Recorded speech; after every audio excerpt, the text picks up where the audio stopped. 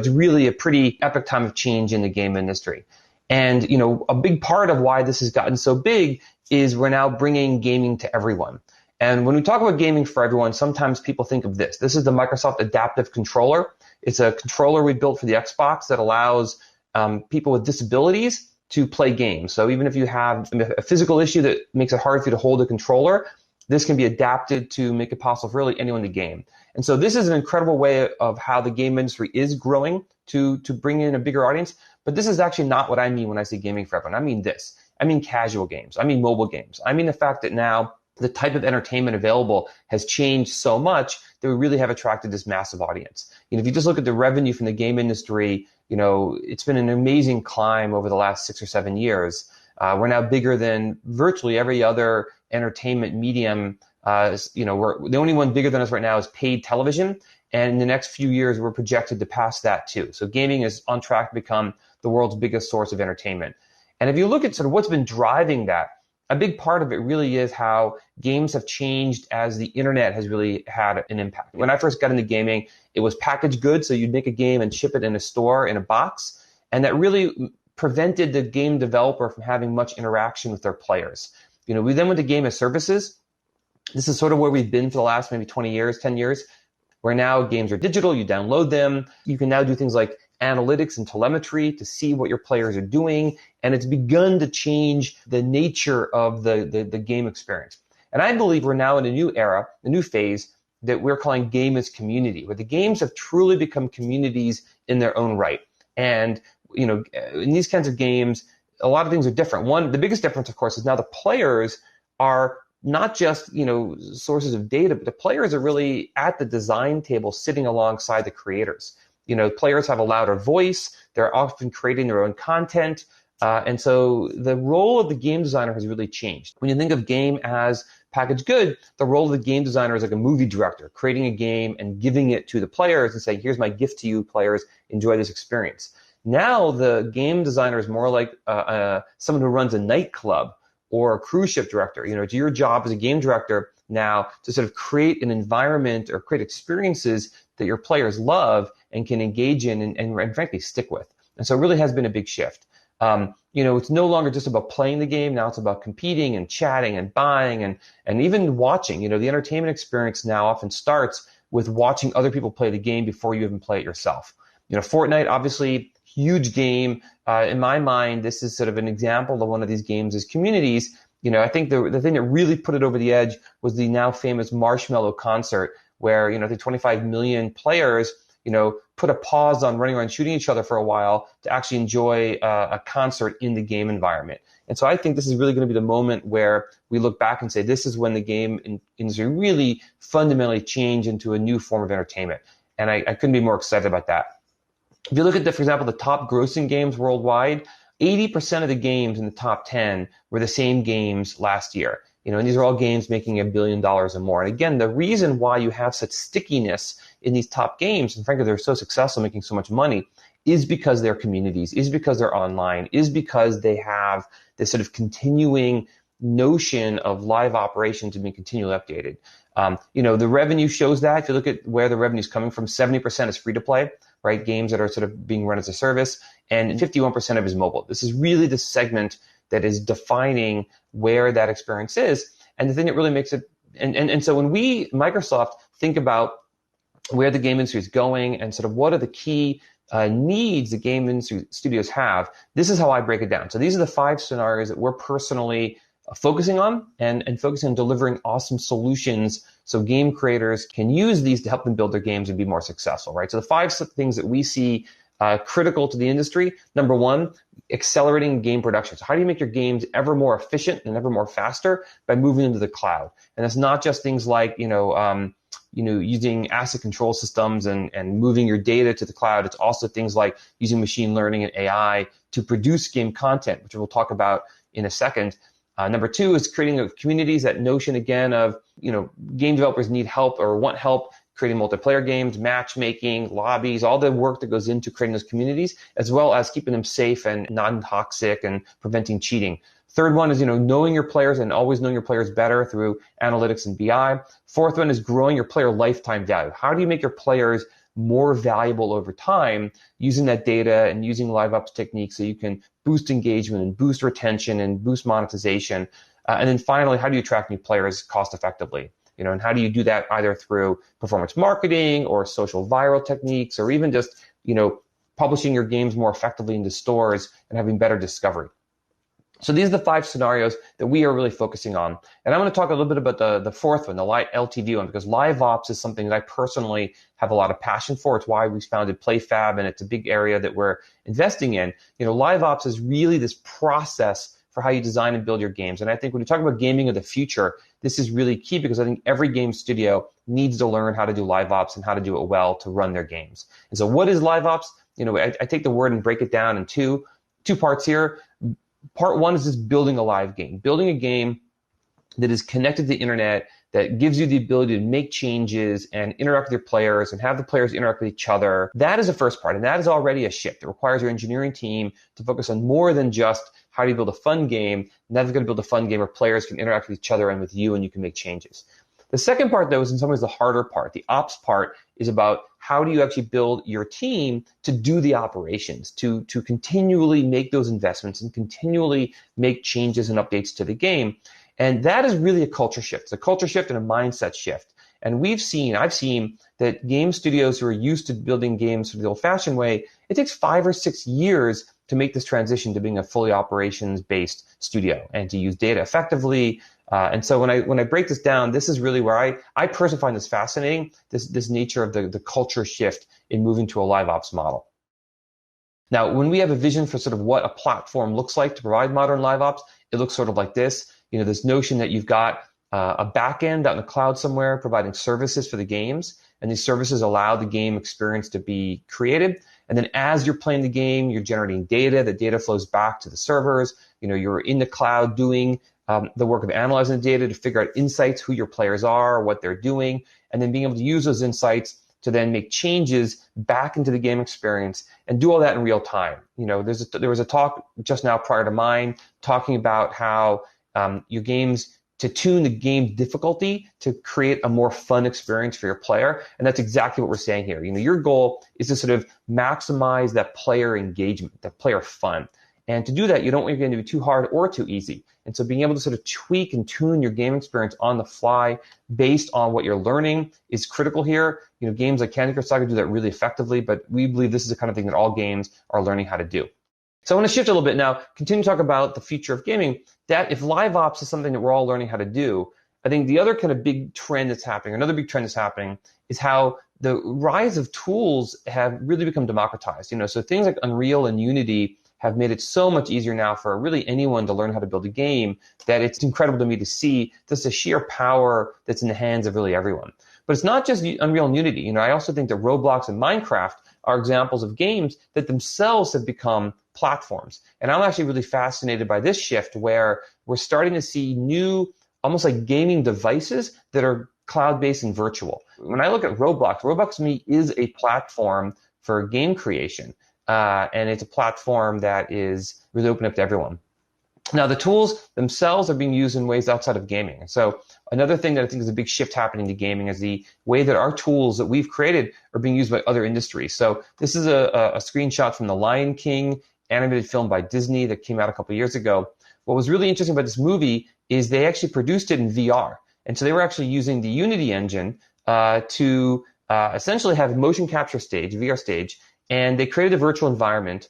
And then all the cameras were actually being tracked in this stage. And so the cinematographer was able to basically put on, move the camera around and record the shots just as if it was a real camera on a real stage. And so they're using all the tools that they're familiar with, capturing it in virtual reality. And that meant that the actual game producers, or the movie directors could actually be in VR and could be seeing the movie being shot in real time. And so I'm fascinated by this aspect of how game technology is now coming over into movie production. We've also seen with TV production. So the TV show The Mandalorian, also on Disney. I don't know if you guys know that, but the backdrop there, instead of shooting against a green screen, which is what they often do for films, and then they add special effects later, they were actually using a live LED screen as the backdrop powered by the Unreal Engine. So they're actually creating environments in Unreal that are being used as the backdrop for the film production. And again, a fascinating way in which movie production is kind of coming over as game technology is coming over and changing how movies are produced.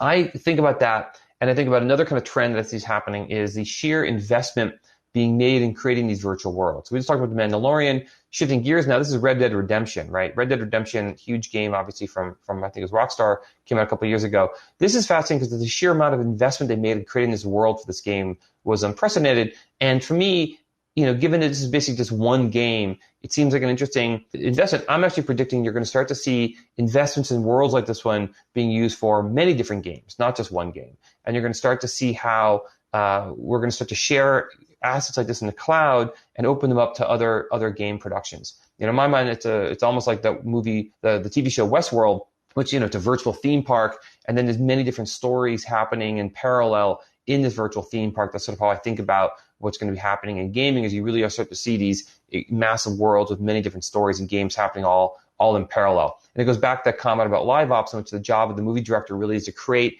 an environment in which players can have these amazing experiences. So going back to cloud production again, we talk a lot about gaming in the cloud. I think things like our own Project X Cloud or Stadia are what we talk about. I'd mentioned Roblox earlier. In my mind, Roblox and Minecraft are sort of the next generation of cloud platforms. This is an example of some of the games inside of Roblox. These are all created by the players themselves. And so you talk about your communities, players creating content, releasing it for other players to consume, and frankly make a living on. Many of these games in Roblox would be top 10 games in their own right if they weren't inside of Roblox, but were on, let's say, iOS or Android, where those things are tracked. And so I really think this is a huge story. Same thing in Minecraft. PlayFab is being used now to power the marketplace in Minecraft, and frankly, we're also being used to power the analytics platform for Roblox. So we have insights into both of these platforms. And then the real story here is, as we move to these notions of games as communities, the sheer amount of creativity and investment coming from the players themselves is really remarkable. And these really are, when I think about the future of gaming, a huge part of it is these new platforms. This is sort of like YouTube is to gaming, or YouTube is to, say, Hollywood, is what's happening now with these sort of player-generated games and content is to traditional gaming. And this is a huge, shift that's going to be felt for many years. Another way in which we see game technology being used outside of gaming is I mentioned, obviously, LiveOps. We've seen Satya talk about, LiveOps coming to the enterprise. And we've actually got groups in Microsoft now thinking about how the techniques from gaming can be used in areas like hospitality. So imagine if you go to your hotel and the hotel is engaging with you in the same way a game would engage with you. We in gaming have so much experience creating these amazing interactive experiences. Well, most businesses these days are transacted through apps, and apps are interactive. And so there's a lot of education and knowledge that we have in the gaming industry about how to make those apps more engaging, more fun, more valuable, that we can start to apply outside of gaming. And so I think you're going to start to see more and more of the lessons from gaming make their way into the mainstream, which is exciting to see. Another shift that we are looking very close at here is machine learning, and how machine learning and AI are being used now throughout the game lifecycle. So it's not just about, let's say, operating, but all the way through: build, test, launch, operate. Then the build phase is in some ways the most interesting, using game technology or ML technology to actually help produce the content for the game itself. And I find that fascinating. I find that all the ways that you're doing operations, using machine learning, for example, to tailor and tune the pricing, look for fraud, personalizing the game. These are all scenarios we've been experimenting with. And I think, the modern game studios will start to invest in ML. It's an area we're certainly investing in. One of the things that's fun about Microsoft is we're big enough that we can do things like take machine learning models that we built for retail and that are being used by places like Walmart and other retail chains to sort of make the retail experience more effective. And we're experimenting with taking those models now and putting them into games and saying, hey, can the same ML technologies that are used for optimizing traditional retail be used for in-game retail? And those are kind of fun experiments we're doing, and hopefully that becomes products we can then release to everyone to use for their own games. I want to close by talking about the Microsoft Flight Simulator game that came out maybe a month ago now.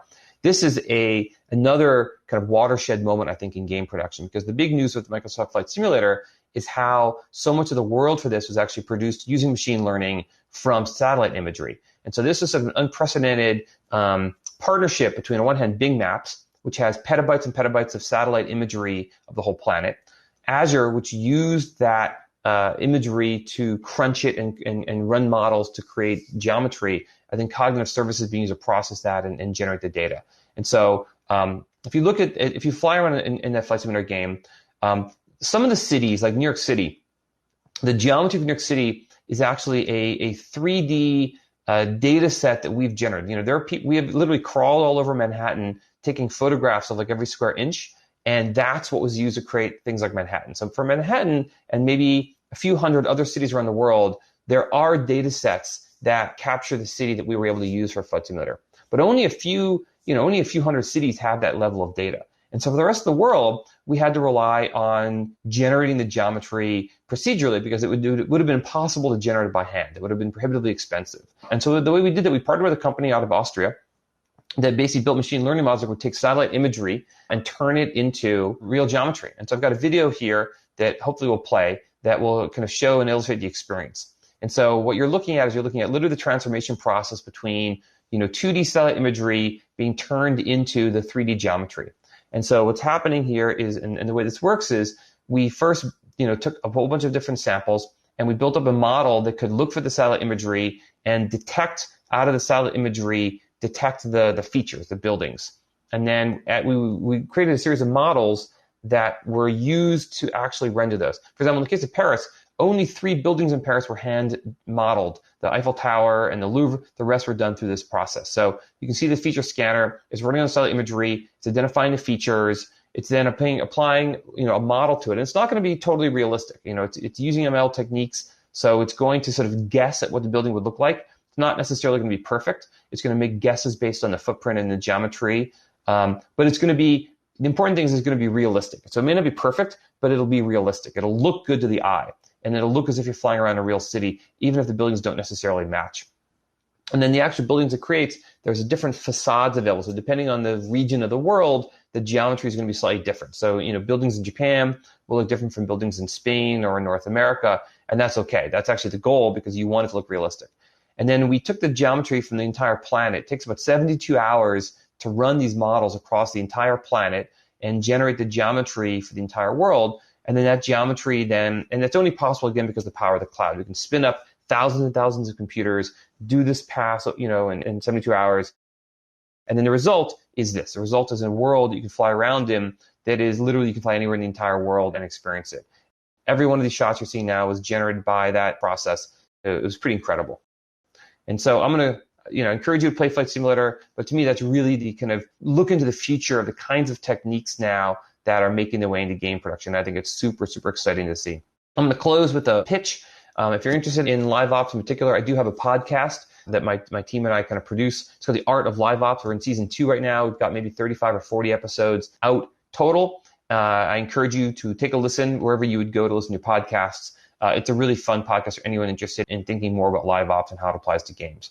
And so with that, I think I am done. I'm going to switch gears now and take questions.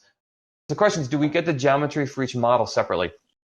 So you're talking about the Flight Simulator, I assume. So the way it worked is they basically created models for different features of the world. And they created the models by basically training, by taking lots of different images, lots of different geometries that they would create, and then they would run the model against the geometry to learn.